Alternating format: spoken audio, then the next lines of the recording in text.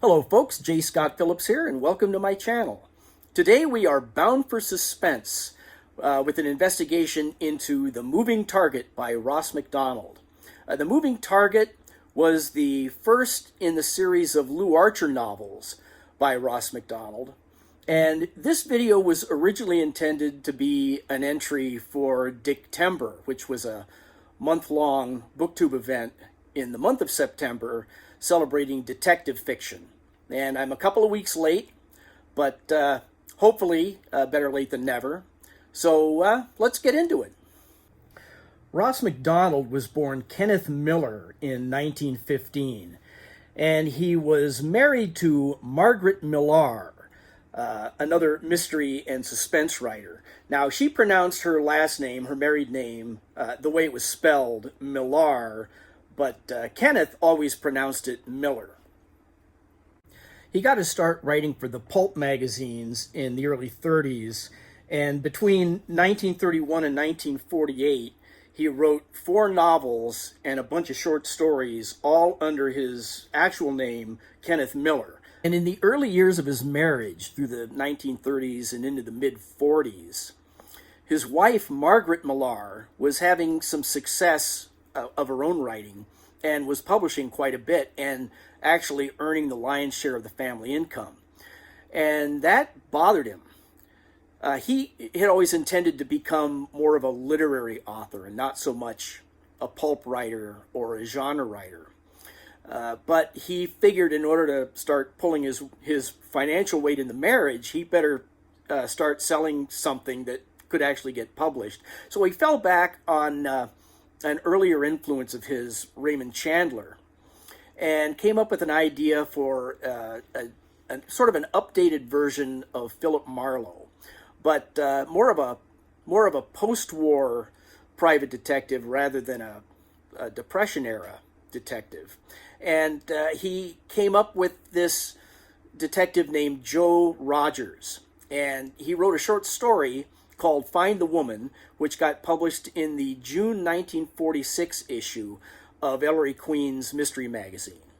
Now, he liked his character Joe Rogers pretty well, but he felt like he could come up with a better name for the character. And he was groping around for a name, and he considered using his mother's maiden name, Bowman. But that didn't have quite the punch he was after, so he changed it up to Archer, which means the same thing. And then on top of that, his own birth sign, his astrological sign, was Sagittarius, the Archer. So that kind of sealed the deal for him, so he went with that. And then he had to come up with a first name. Joe wasn't good enough from Joe Rogers, so he considered Lew a name he always liked. And the story goes is that it was based on General Lew Wallace, who was the author of Ben-Hur.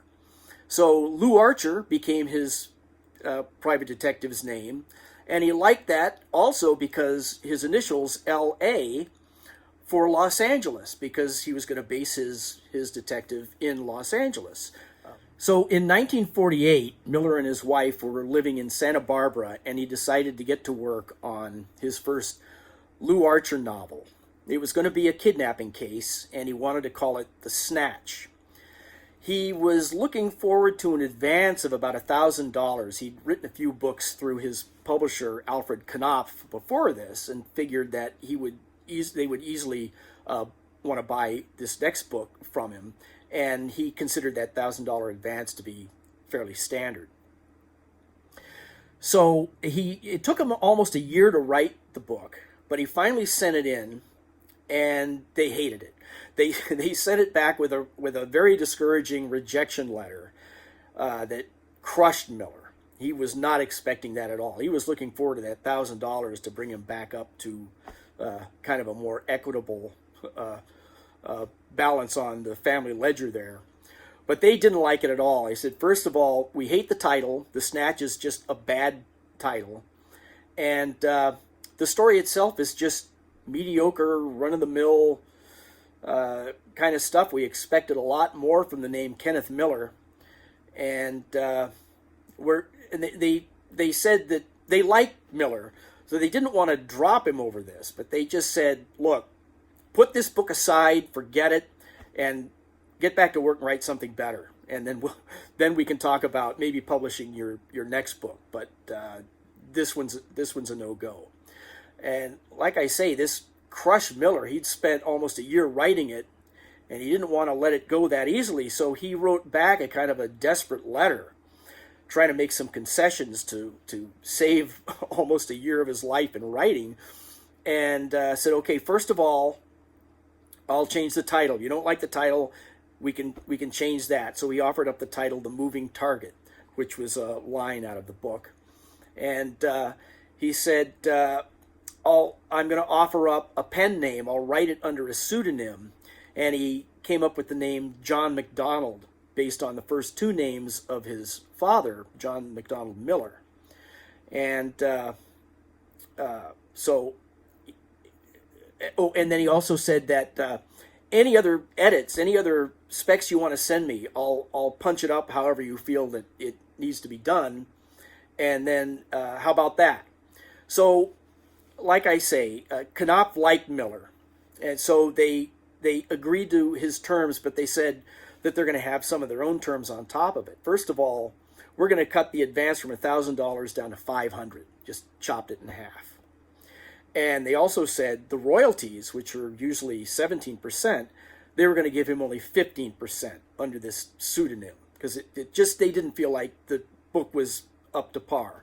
But they decided to publish it under all these new terms, and Miller was happy to do so, just so that he didn't have lost that year of writing the book. Plus, he also liked the book. He thought it was good, and he still had plans of writing more Lew Archer novels. Well, the book came out, and Knopf had misread it. When it came out, when it was first published in April of 1949, it hit the bullseye. The Moving Target hit the bullseye. And it was also picked up by Doubleday's Mystery Guild Book of the Month Club, and that paid him another $1,000. So he was very happy with that. Knopf was happy with it as well, and on it went. I keep feeling like I'm sinking down in this cushion here. So The Moving Target. When I first read The Moving Target, I started to like it right away. And I think one of the main reasons is because of the location. I grew up in Orange County, California, myself, which is near a lot of the locations in the book. And Lew Archer's office, for instance, is on Sunset Boulevard in Hollywood, which I'm pretty familiar with. Now, granted, the story was published in 1949, so I imagine the story takes place in 1947-ish, maybe. So a lot of things have changed well before my time from those days, but still familiar with the locations, at least the coastal communities and all that. And on the very first page, or the first few pages, Lew Archer is traveling on Highway 101, and he gets off at Cabrillo Canyon, which I know is in San Diego, and then he travels from the 101 off at Cabrillo Canyon west towards these expensive homes that line the ocean or oversee the ocean. But now the 101 is not the 101 in San Diego anymore. It's now Interstate 5. But still, I know that you can't get off the 5, or the 101, and head west on Cabrillo Canyon. Cabrillo Canyon is east of the 101, or the Interstate 5, and kind of parallels the highway, or the freeway now. So that couldn't be right, but I thought, okay, maybe he's just kind of mixing some things up, or taking some creative license or something. And so I kept reading, thinking, okay, well, at least I'm in San Diego, so I can kind of picture that in my head. And then as I'm reading further and further, it starts to dawn on me that this can't be San Diego. And then they start talking about Santa Teresa. And okay, so he's got some fictional areas here. So I decided that the Cabrillo Canyon he's writing about is not the Cabrillo Canyon I know in San Diego. It's a fictional canyon somewhere up north. And I've read later that his Santa Teresa is actually Santa Barbara, where he and his wife were living at the time he wrote this. So that started to make more sense now. So I could kind of put all my little obsessive compulsive, put that map away from my head and just kind of go with him. Now, one of the things that was kind of confused me for a little while in the book, another thing that confused me was that even though he might have fictionalized Santa Barbara as Santa Teresa and Cabrillo Canyon as something else, he was still very specific about a lot of the other locations. His office has a very specific address on Sunset Boulevard. He mentions Gower Gulch, which is an intersection in Hollywood. He mentions Chasen's, a very famous restaurant back then. And what else does he talk about? Oh, Hollywood and Vine. He mentioned. So anyway, he's mentioning a lot of actual places. So I'm wondering, why did he bother to fictionalize Santa Teresa? At one point, he's traveling down to Pacific Palisades, down through Beverly Hills and Bel Air, and all these actual places. Why doesn't he just use Santa Barbara?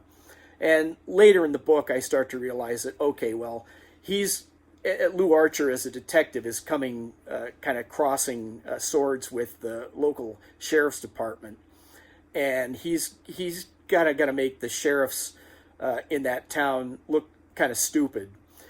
He probably didn't want to do that to Santa Barbara, where he was living. He liked Santa Barbara and probably just wanted to fictionalize it so he could make fun of the local law enforcement there. I think that's probably why.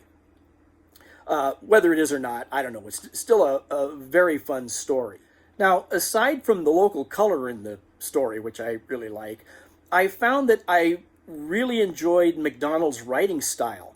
And he's just got some turns of phrases that are kind of based, I think, on some of the hard-boiled Chandler type similes and metaphors that Chandler would use for Philip Marlowe and Mickey Spillane and some of the other Depression-era detectives, hard-boiled detectives of the 30s.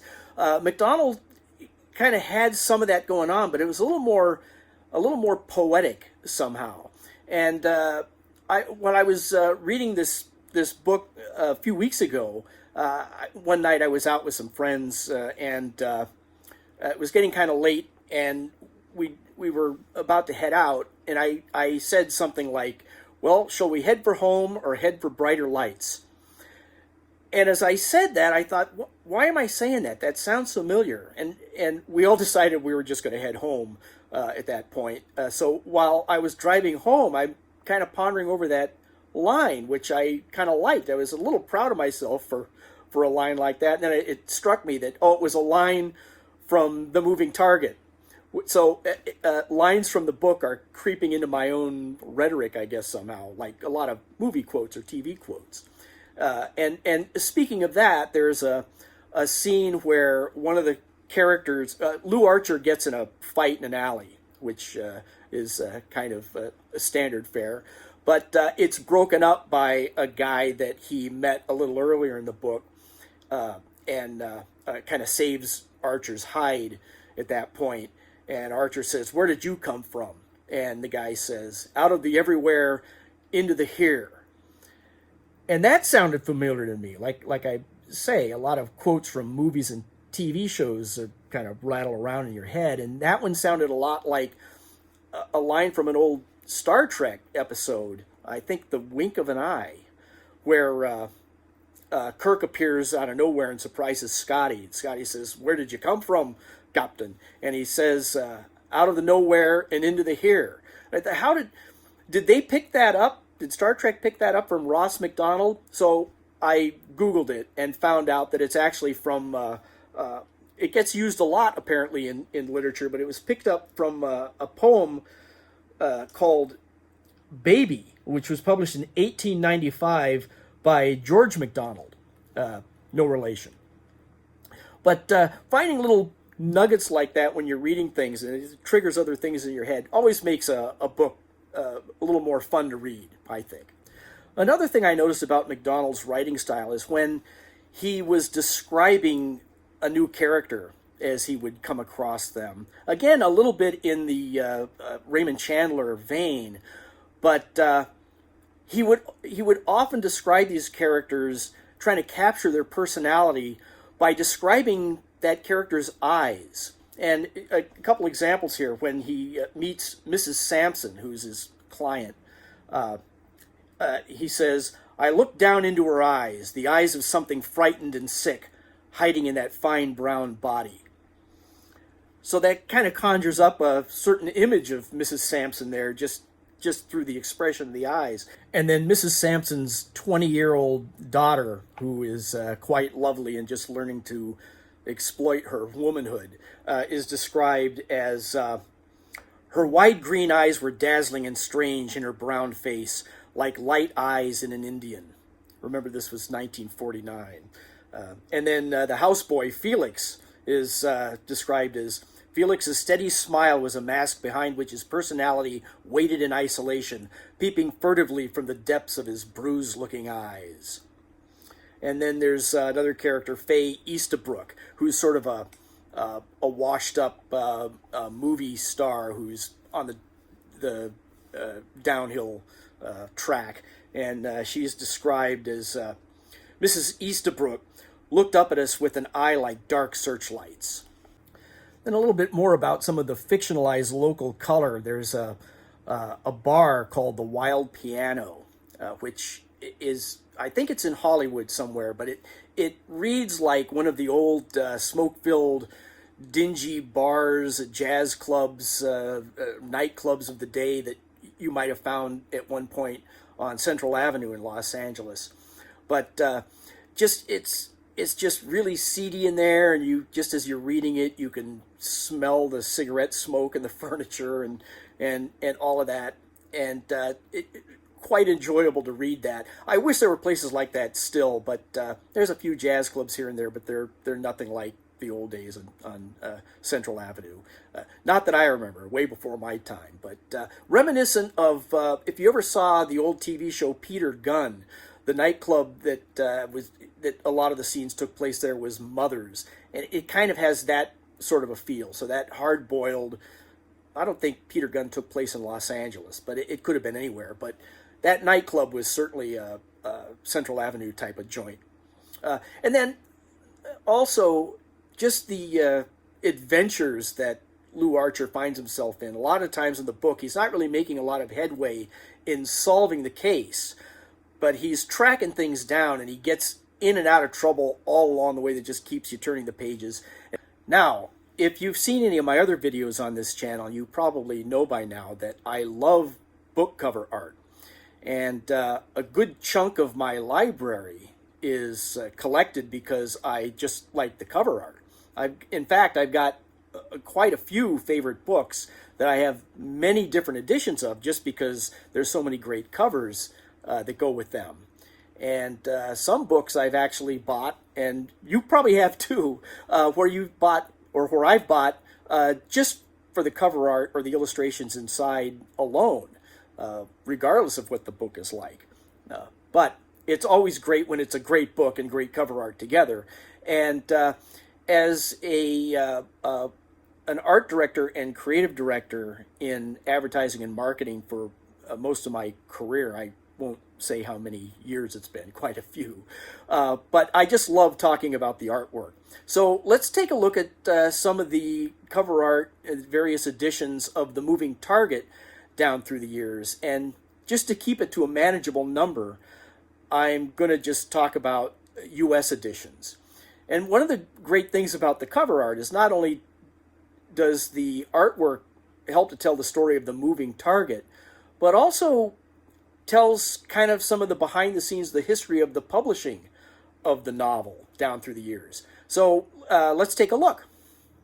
This is the first edition of The Moving Target, published by Alfred A. Knopf on April 11th, 1949, under the pen name of John Macdonald. And as I said earlier, that was to protect the author's name, Kenneth Miller, in case, as Knopf suspicion, this book might not sell very well. so the name Kenneth Miller would still be protected under that publishing house. It did sell well, and of course the rest is history after that, but at this point it was still John Macdonald. And it was designed by Bill English, and of course we've got that moving target motif there, and it's a nice bold cover, pretty typical of the day. And I like how not only is the target moving, but it's also kind of changing shape, and it pulls the eye along with those strips of the moving target, which keeps the eye jumping and moving like that target must be moving and like the story keeps moving on the inside. Now here we have the cloth cover that was underneath the dust jacket, still picking up that target motif. Here's the full dust jacket by Bill English, kind of laid out flat here, so we see the inside flaps of the dust jacket on either end there. And an interesting thing, the author's portrait there on the far left, that's actually the inside back flap of the dust jacket. That's a photograph of Kenneth Miller there, who posed as John Macdonald. They were trying to protect his anonymity by not showing his face, so people wouldn't really recognize him. And Kenneth Miller wasn't really a fan of this kind of thing, but it was still an interesting concept. I think that it still works pretty well. We've got the mysterious author there, cloaked in silhouette, standing under, I guess, like a foggy street lamp, puffing on a cigarette. But I think it works pretty well, and they picked that up for a book or two as they were still protecting Kenneth Miller's name. This book cover was also picked up by Doubleday's Mystery Guild Book Club. So when that came out, just shortly after this came out, they shared the same cover. The artist Bill English was more of a graphic designer than an illustrator.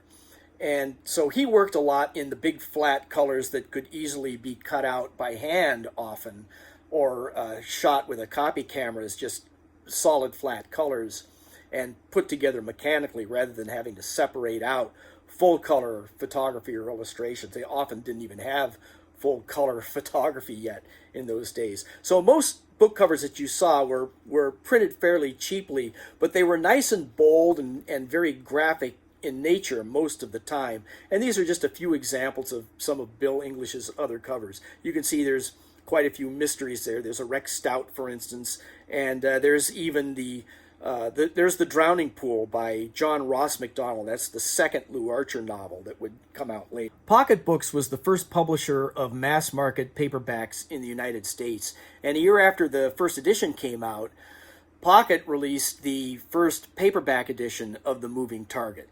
The illustration was by Harvey Kidder, who had studied under Lawrence Beall Smith. And Beall Smith was known for using kind of a broad, heavy brushstroke, which was great for painting under a deadline. And certainly Harvey Kidder was probably doing that. He really captures a good mood here from the book. This is a scene right out of the book. And it's also the very first depiction in art that we've ever gotten of Lew Archer, about ready to tumble to his doom there off the pier. It's a little clumsy to my eye, and this isn't the illustrator's fault, but it's crowding some of the graphics there. I don't like how close Archer is hovering there next to the Pocket logo.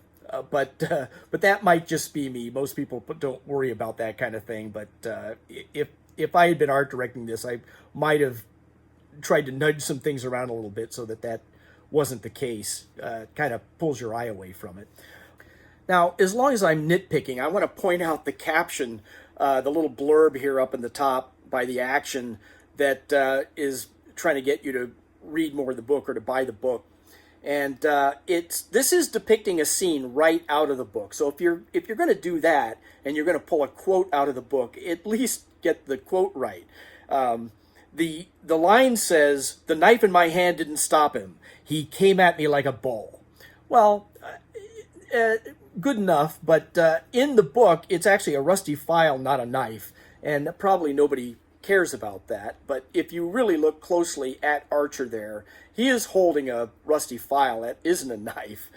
Now, most people don't worry about little details like that, like I do, but to me, the devil is often in the details. But all that aside, here's just for comparison a few examples of some of Harvey Kidder's other work. And I think they're a lot more successful when he can really get in there more close up to his characters that he's painting, and we can see some real expression in their faces and body language. And he's got one here that's particularly iconic, Raymond Chandler's The Big Sleep, pretty famous cover there, and a very haunting image, I think. Then we jump ahead to 1959, when Pocket Books came out with its second paperback cover, this time illustrated by Jerry Allison. By the time this came out, publishers had long discovered that the racier the cover, the better the book would sell. And so art directors and illustrators would often try to find the sexiest of the characters to depict on the covers here. And in this case, Jerry Allison is showing us the coquettish 20-year-old daughter of Lew Archer's client, Miranda.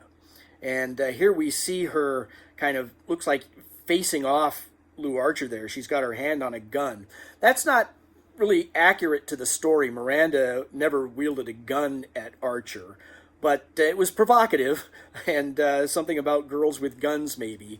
But here we see Lew Archer standing against that blazing California sun, I'm imagining it's depicting. But the interesting thing to me is, like I say, Allison has more of a graphic eye to layout than Kidder did in the earlier paperback. And here the blazing sun kind of also suggests that target from the title, The Moving Target. So I like that. And if you look really carefully, like nobody but me would ever do, but I can start to see a kind of a production edge around the characters of Miranda and Archer there that looks to me like there might have been some kind of a mask either cut out or painted around them in order to drop that sunburst, or the target shapes, the blazing sun behind them or over them somehow. Just a little detail, but I don't think it's intentional. It just looks a little too close cut around those shapes. I think it was added in later. But anyway, it's a very striking cover, except I have another little nit to pick on this one, and again, it's in the blurb, and this one got past the art director or the production manager, whoever was in charge of this, and that is again on the blurb on the cover. It says, Private Eye Lew Archer tracks down a murderous gang of kidnappers. And to make matters worse, on the back of the cover, they did it twice more. And the copy on the back says, "You kidnapped Ralph Sampson." And then a couple paragraphs down later on, it says, 100 grand is a lot of money, but Lew Archer knew kidnappers. But we won't hold that against Jerry Allison. Hopefully everyone was looking at his artwork rather than the blurb anyway. So hopefully it wasn't a problem. But with the success of The Moving Target when it first came out, a lot of reviewers and some writers even were already starting to kind of figure out that John Macdonald was a pen name. And one writer in particular, unfortunately, John D. Macdonald, had already been writing for a few years under the name with the initial D in it successfully. And there was just confusion in the marketplace, or even writing in a similar genre. And John D. Macdonald had complained that his own mother had bought The Moving Target thinking that her son had written it. So he reached out and to see if Kenneth Miller would consider doing something about the similarity in their names. And Miller came back and understood and asked, well, what if I add a different middle initial, and I'm John R. Macdonald, and you're John D. Macdonald. And then not only that, we spell Macdonald differently. You spell yours with a capital D in the middle of it, and I spell mine with a lowercase d in the middle of it. And will that solve the problem? And John D. Macdonald agreed to that. He thought that was fine, but it still was a little too close for comfort. So by the time the second Lew Archer book came out, Kenneth Miller had changed his pen name to John Ross Macdonald, taking Ross from his brother-in-law's name. And then by the by the seventh Lew Archer book, which was The Barbarous Coast, he had dropped John altogether and just became Ross Macdonald from there on out. And so the Lew Archer series was popular enough, and Kenneth Miller became so much better known for the Lew Archer series that all the previous books written by Kenneth Miller were now bylined as Ross Macdonald. A few years later, another author came to light, author and screenwriter William Goldman, who is best known later on for having written Butch Cassidy and the Sundance Kid and The Princess Bride. And he loved the Lew Archer novels and wanted to write a screenplay for the moving target. So he convinced Warner Brothers to buy the movie rights to the book. And Warner Brothers saw big potential in this. They thought, well, this could be a series of Lew Archer movies. And no one else was really doing private eye movies quite like they had been back in the 40s. Everything was kind of swinging towards spy thrillers and espionage, like James Bond, which was one of the earliest movie franchises. And of course, Warner Brothers wanted to get on that kind of boat, and Lew Archer might be the ticket. But the problem was that Ross Macdonald, I guess we'll call him Ross Macdonald now, he didn't want to sell the rights to the name Lew Archer yet, unless it was for at least $50,000, and that was too much for Warner Brothers. They weren't going to spend that much money, but they already had the rights to the moving target, so they decided they'll just change the name, the last name of the detective. So instead of Archer, they changed it to Harper, and they were going to cast Frank Sinatra in the role, but Sinatra turned it down, so they got Paul Newman to play Harper.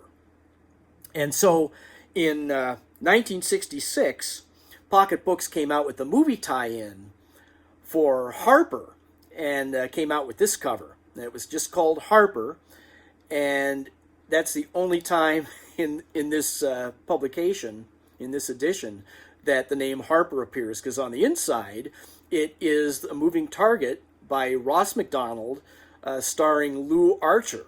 And it's Lew Archer through the whole book. It's just the regular reprinting of the book inside, but they had to have that movie tie-in on the cover. And that irked Ross Macdonald a little bit, and especially when they said it was based on the cover. It says that it was based on the novel The Moving Target by Ross Macdonald, but they spelled Macdonald with the capital D in the middle of Macdonald instead of the lowercase d. So that irked him a little bit. For a while in the 60s, Ross Macdonald had his paperback books, his Lew Archer books, and other books were being kind of split between two different publishing houses. He had Pocket Books with a few titles, and then Bantam Books was publishing a few titles. And there was some troubles back and forth deciding on if Pocket or Bantam was going to drop the Lew Archer series completely or whatever, and so he was kind of counting on the movie Harper to bring back a stronger sense of just going with one publisher. And in 1974, Bantam Books came out with the entire line of Lew Archer and other Ross Macdonald books. And this time, they all came out with a uniform book jacket design. This began the branding of Ross Macdonald. And there's an entire generation of Ross Macdonald fans that consider this to be the Ross Macdonald look.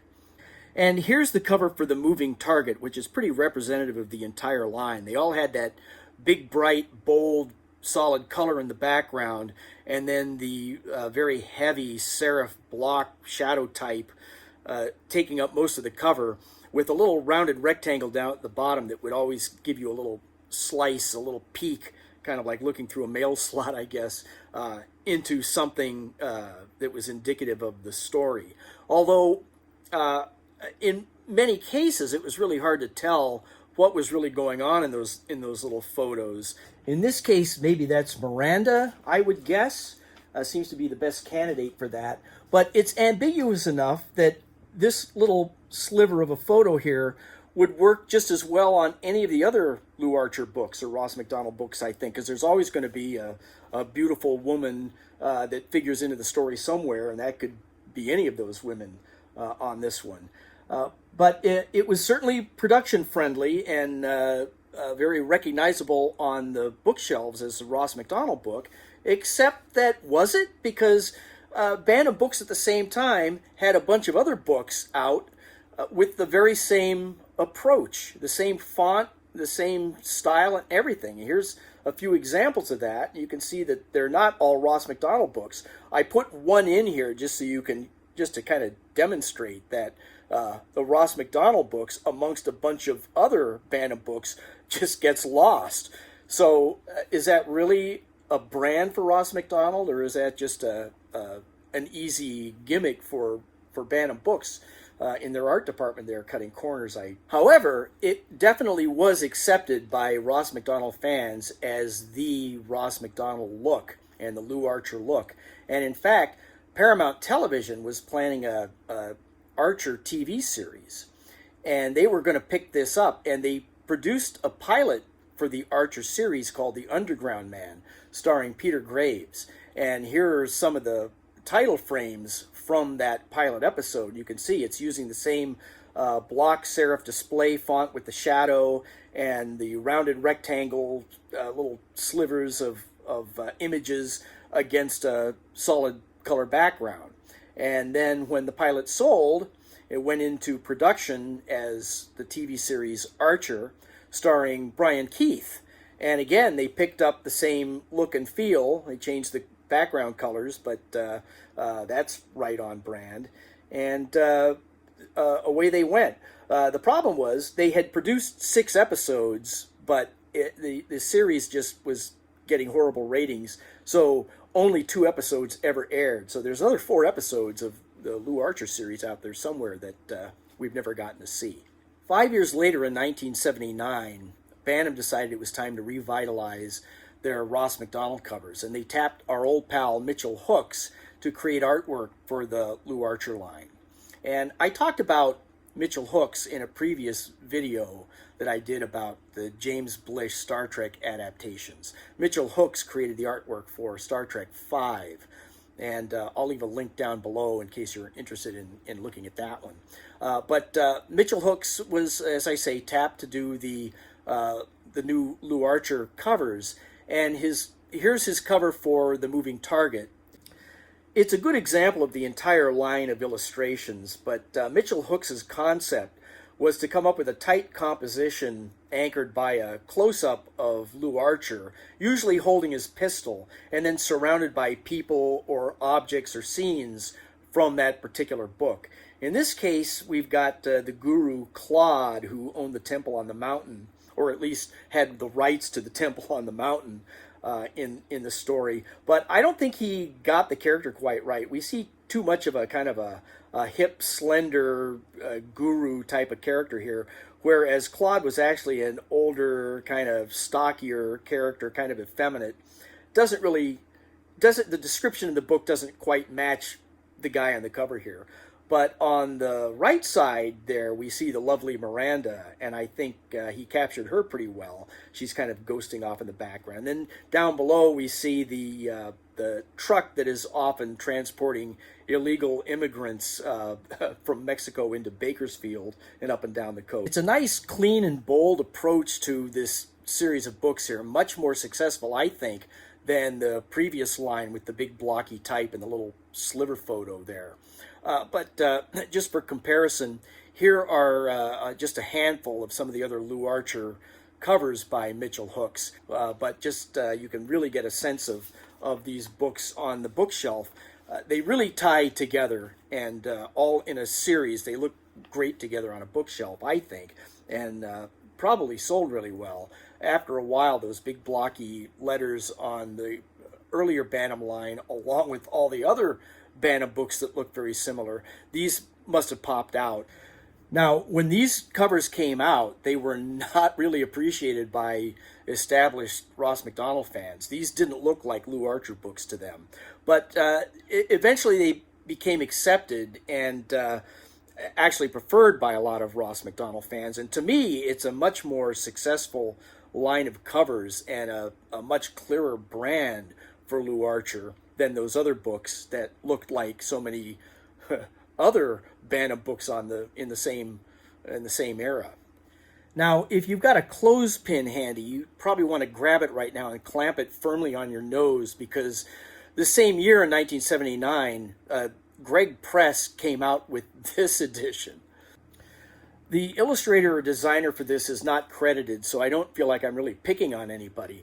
But this looks to me like it was an art class assignment in junior high or high school maybe. And someone spent about 5 minutes thinking, all right, here's a book about a private eye, and it's called The Moving Target. And then they spent another 5 minutes sketching it out and putting it together and then turning it in at the last minute for a C. I'm not familiar with Greg Press or why they would even bother to come out with this book at the same time as that whole line of Bantam Mitchell Hooks books were coming out at the same time. But the surprising thing to me, even more than that, is that this was apparently part of a series of limited reprints curated by Otto Penzler, of all people, of the Mysterious Press. And I don't know if he had any hand in the art direction of this, but I don't even know why they would bother to come out with this if that entire Bantam line was out on the bookshelves then. But there you have it. It's part of the history of the moving target, and we'll just move on. Another 5 years go by, and in 1984, like clockwork, Bantam Books decides it's once again time to redesign the covers for the Lew Archer series. And this time, they commission British illustrator James Marsh, and here's his cover for The Moving Target. This came out a year after Ross Macdonald's death, and it feels like there's a bit of a changing of the tides here with these new covers. James Marsh had a more of a graphic or a metaphoric approach to his concepts here, and when I first saw this cover here, I kind of felt like it was too ambiguous. Just a pointing finger kind of shaped like a gun smoking felt to me like that could be put on almost any detective book, anything that where anyone gets shot. But after reading this book just a couple weeks ago, I came across a line that explained it a little bit more to me. There's a line maybe 2/3 of the way through the book that says, this is a quote from the book, "His rigid arm came up with a gun at the end of it like a hollow blue finger." And so it's still somewhat ambiguous, could probably fit on any other detective book, but at least now it, to me, in my mind, it ties in with an actual line from the book, so it's a little forgiving, I think. But the style is interesting. We still have the big, bright, bold, colored background, solid color, but now the artwork on these covers, I'll just show some other examples from the same line here, and you can kind of compare The Moving Target to the others. Usually something that's less ambiguous on the other covers, I feel, but they all have kind of a softer look to them. As I say, James Marsh was a British illustrator, so the style here, these kind of feel more like cozy mystery book cover art to me than kind of the gritty, hard-boiled types of artwork that we've been used to seeing. I still like them. They're nice and bright and colorful. They definitely look like a series, and I would recognize any one of them out of the rest. We've got a new type of typography on here, and we don't really see people so much. They're all objects or items or some abstract metaphor out of the books. But they have lost the grittiness, I think, but still an attractive series. Now, there's good news and bad news in this next line of Lew Archer books. These were published by Warner Books in 1990, and the good news is that they got illustrator Gary Kelley, who I think is a terrific artist. And here's his cover for The Moving Target. Here we see Kelley's depiction of the black limousine that was used to kidnap Ralph Sampson, and it's cruising along a winding California coastal road there off to some place where there's going to be some evil doings. And I love Gary Kelley's style. It's so unique. He's got a bit of a cubist approach to his illustrations. He works mostly in pastels, so we have some really soft and subtle expressions with also some hard-edged lines. And it has a kind of a callback to a Deco era that a lot of people might find representative of the early hard-boiled detective fiction, but with a modern edge to it. And I think it's just fantastic. But the bad news that I was talking about are all the other graphics on this cover and on these covers, as we'll see in a minute here. Just those big, bright, harsh colors with the boxy, square, sharp edges and things, and there's just some up at the top, some at the bottom, some on the side, all around, and they just crowd out and overwhelm Gary Kelley's fantastic artwork. I would much rather have seen a full bleed illustration of that artwork, and then maybe just some type knocked out of it. The colors in the illustration are certainly dark enough that the type would be able to reverse out of that and be perfectly legible, and just kept more tasteful. This is just like a sledgehammer over your head here, and I just think it's a crying shame. I'll put up a few examples of the other Gary Kelley covers here, and I think you can see that the illustrations are all really great, but those hard-edged graphics and everything, it just completely defeat the nuances and possible appreciation of the illustrations. Now, whether you know it or not, you're probably already familiar with some of Gary Kelley's work. I'm assuming, since this is BookTube, that you are a reader, and if you live in the United States, you've probably spent some time in a Barnes & Noble bookstore somewhere in the country.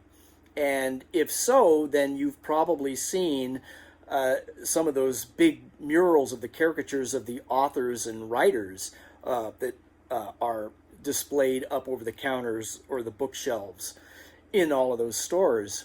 And those are all designed and illustrated by Gary Kelley. Here's just a couple of examples of that so you can see what I'm talking about. It's just beautiful. And finally, we have the 1998 run of Lew Archer books from Vintage Crime Black Lizard with cover art designed by Ingsu Liu. And here we see her cover for The Moving Target. She's won a lot of awards for her cover design, but I'm going to go out on a limb here and say that this isn't one of them. It's certainly moody, but that's about as far as it really goes in depicting anything really in the story. I can't tell, can you, what's going on this cover here? I just see someone with a kind of a spotlight on their face, maybe shining against the palm of their hand, and there's maybe some undefined, ambiguous threat going on. It's just really hard to tell. And again, this is one of those cover approaches that I think could be put on almost any type of book like this, kind of a noirish thing, that and get away with it. But as far as a cover for The Moving Target, I don't feel like it's very successful.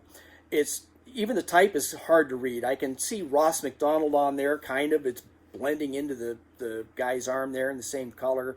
And then the title, The Moving Target, is getting harder and harder to read until finally we get down to the blurb and the line at the bottom that's just, or the publisher's name. Not compelling to me if I were to see this on a bookshelf in a bookstore somewhere. I'd have to be looking to buy a copy of The Moving Target to pick this up, I think. This one wouldn't call to me on a bookshelf to buy it. And in fact, if you were looking to buy a new copy of The Moving Target today, and you were going to get an ebook or a paperback, this is the edition you would probably get. This is the one that's readily available, even though it came out clear back in 1998. This, I believe, is the current edition. And once again, for comparison's sake, I'll put up a few other examples in the Lew Archer line in the same series here. And can see that all the books do tie together, all the covers, the style ties together with that bold, blocky color on the bottom half of the book with a photo up top and the type pushing against it. But the layout is, again, it's production friendly, but I think largely unsuccessful because these pictures, I don't know if these photos were taken exclusively for these covers or not. They look like they are probably stock. And if they aren't, then they miss an opportunity here because these photos are not shot in a similar style between each other. You've got some that are moody, you've got some that are literal, you've got others that are kind of ambiguous, you've got some with filters, others with harsh lighting. They're just all over the place. They do not look like they were conceived together as a series. But be that as it may, these are the current line of Lew Archer books. So if you're looking to pick up a new copy, here you go. So to wrap things up, I'm going to put up a kind of a gallery of all the covers we've just chatted about. And let me know in the comments down below if you've got any favorites. If you were going to collect Lew Archer or Ross Macdonald yourself, have you got a favorite cover or a favorite series of covers that you would prefer to buy or to own or collect? Or maybe you already have some of these already and you've already got a favorite.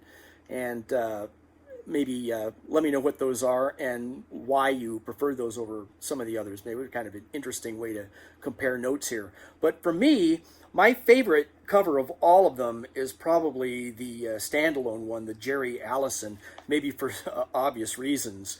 But I really like that one, and I just like the era that book comes from. Then as far as a series goes, I've got to go with the Mitchell Hook series. I think that's a really strong series of covers that really hold together. And then if it weren't for the graphics, I think my favorite illustrations would have been the Gary Kelley line of books, but they're just so overpowered by the other graphics on there that I've got to go instead with the Mitchell Hook series.